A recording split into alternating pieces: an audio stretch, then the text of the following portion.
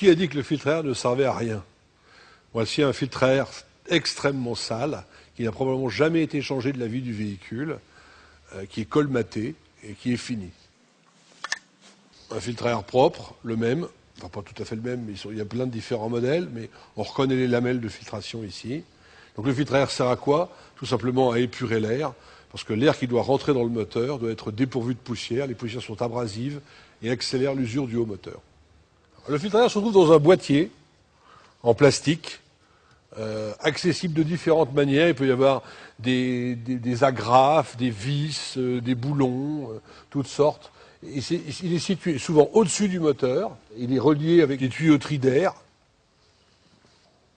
Lors du remplacement du filtre, la seule précaution à prendre est de boucher le trou de l'admission pour éviter l'ingestion d'objets étrangers, ainsi que le nettoyage du boîtier à l'intérieur pour ne pas avaler de la poussière au premier démarrage, vérifier le positionnement du nouveau filtre avec son joint d'étanchéité en mousse souple, et puis bien replacer tous les tuyaux et tous les druides qu'on a déplacés de manière à ne pas laisser de choses qui ballottent et qui pourraient entraîner une panne plus grave.